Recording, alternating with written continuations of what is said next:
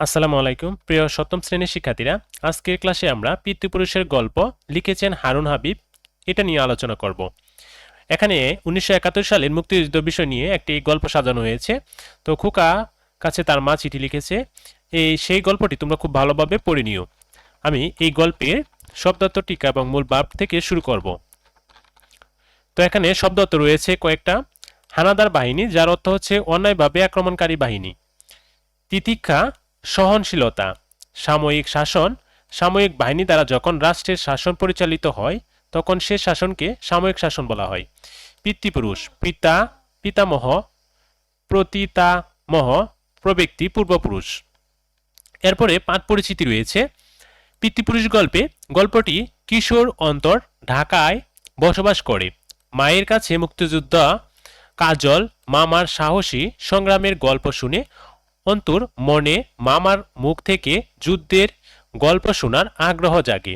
সে মামার জন্য অধীর আগ্রহে অপেক্ষা করে। 21শে ফেব্রুয়ারি, দুদিন আগে কাজল মামা ঢাকায় আসেন। মামার কাছেই শুরু হয় অন্তুর অতীত সম্পর্কে তথ্য নির্ভর ইতিহাসের পাঠ। অন্তুর জানতে পারে ঢাকা শহরের নামের ইতিহাস, 7 মসজিদ রাস্তার নামের ইতিহাস। জানতে পারে যুদ্ধ ও মুক্তিযুদ্ধের পার্থক্য। 25শে মার্চের রাতে পাকিস্তানি হানাদার বাহিনীর আক্রমণ ও ছাত্রদের প্রতিবাদী ভূমিকার কথা।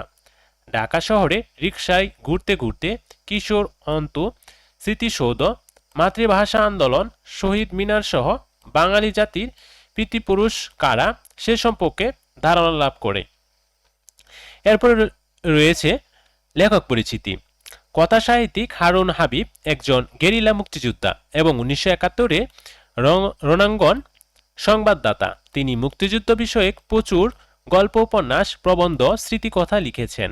তার মধ্যে কয়েকটি উল্লেখযোগ্য হল প্রিয় যোদ্ধা, ছোট গল্প, সমগ্র 1971, মুক্তিযুদ্ধে নির্বাচিত প্রবন্ধ রয়েছে ব্লাড অফ ব্রাইটিলিটি ইত্যাদি।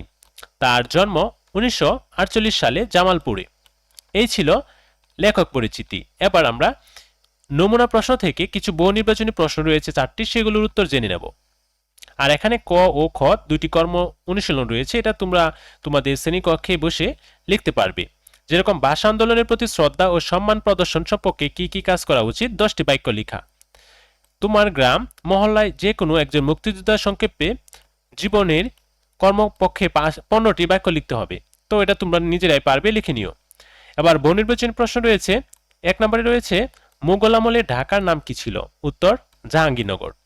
2 নম্বরে রয়েছে অন্তুর নানা কাজলকে বকতেন কেন, উত্তর হচ্ছে ছোট গ, মুক্তিযুদ্ধে অংশগ্রহণের কারণে।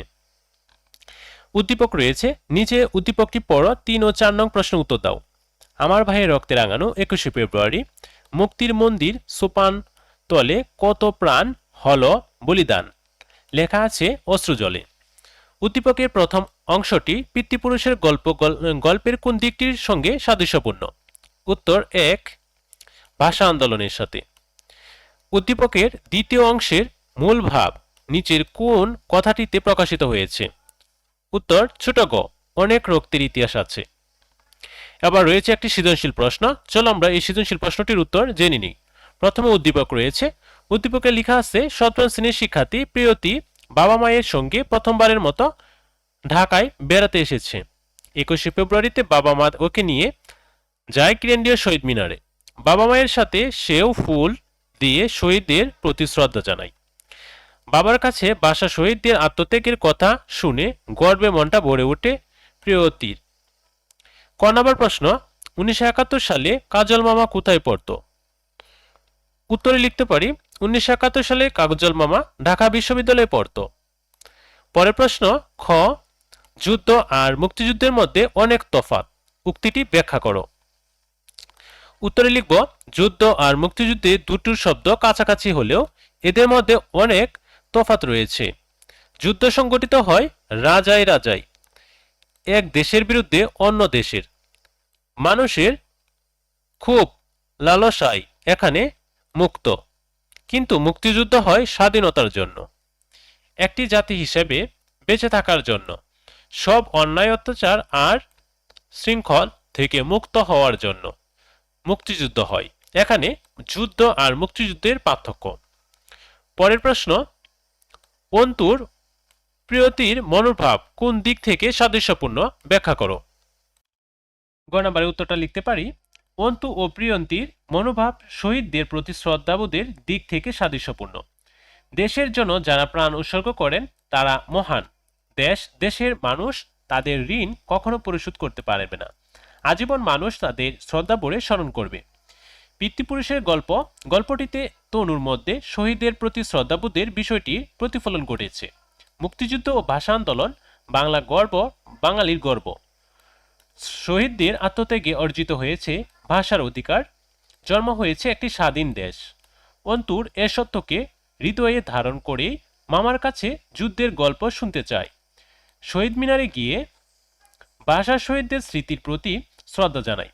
উদ্দীপকে প্রিয়তিও অনুর মতো শহীদদের প্রতি শ্রদ্ধাশীল, তাই সে 21শে ফেব্রুয়ারিতে শহীদ মিনারে ফুল দিয়ে শ্রদ্ধা জানায়। ভাষা শহীদদের কথা শুনে গর্বে তার মনটা ভরে ওঠে। এরপরের প্রশ্ন, বড় ঘ, উদ্দীপকে প্রতিফলিত দিকটি পিতৃপুরুষের গল্পের সম্পূর্ণ ভাবকে ধারণ করে না। উক্তিটির যথার্থ মূল্যায়ন করো। উত্তরে লিখব, উদ্দীপকে প্রতিফলিত দিকটি পিতৃপুরুষের গল্পের সম্পূর্ণ ভাবকে ধারণ করে না। মন্তব্যটি যথার্থ। স্বাধীন সার্বভৌম বাংলাদেশে রয়েছে একটি সুদীর্ঘ রক্তাক্ত ইতিহাস। 1952 সালে মাতৃভাষার অধিকার আদায়ের জন্য বাঙালি আত্মসর্গ করে বাংলা ভাষাকে আপন মর্যাদায় অধিষ্ঠ করেছে। 1971 সালে দীর্ঘ 9 মাস রক্তক্ষয়ী যুদ্ধের পর বীর মুক্তিযোদ্ধারা ছিনিয়ে এনেছে স্বাধীনতা। পিতৃপুরুষের গল্পটিতে বাংলার গৌরবোজ্জ্বল ইতিহাসের কথা তুলে ধরা হয়েছে। 1952 সালে ভাষা আন্দোলনে 1971 সালে মুক্তিযুদ্ধের ভয়াবহ দিনগুলো কাজল মামার বর্ণনায় উজ্জ্বল হয়ে উঠেছে। সেই সঙ্গে বর্তমান প্রজন্মের কিশোর অনুর বাংলার ইতিহাস ও ঐতিহ্যের প্রতি শ্রদ্ধাবোধেরও মৃত হয়ে উঠেছে গল্পটিতে। অন্যদিকে উদ্দীপকে ভাষা শহীদদের প্রতি প্রিয়তির শ্রদ্ধাবোধের বিষয়টি ফুটে উঠেছে মাত্র। 1952 সালে ভাষা শহীদদের আত্মত্যাগের কথা শুনে গর্বে তার মন ভরে ওঠে। উদ্দীপক এবং পিতৃপুরুষ গল্পটিতে বাংলার সংগ্রামের প্রতি তরুণ প্রজন্মের শ্রদ্ধাবোধ মৃত হয়ে উঠেছে। তবে আলোচ্য গল্পে বাংলার বিভিন্ন ঐতিহাসিক বিবরণ ও লেখক তুলে ধরেছেন, বর্ণনা করেন ঢাকা শহরের নামের ইতিহাস, স্থানের ইতিহাস।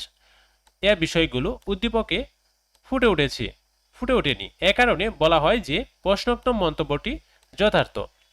তো প্রিয় শিক্ষার্থীরা, আজকের ক্লাসে আমরা পিতৃপুরুষের গল্পের শব্দার্থ, টিকা, পাঠ পরিচিতি এবং সৃজনশীল প্রশ্নগুলোর উত্তর তোমাদের বুঝিয়ে দিয়েছি। পরবর্তী ক্লাসে আমরা পরের গল্পটি নিয়ে আলোচনা করব। পরবর্তী ক্লাসের আমন্ত্রণ জানিয়ে আজকে এই ক্লাসটি এখানে শেষ করলাম। সবাই ভালো থাকো, সুস্থ থাকো, আল্লাহ হাফেজ।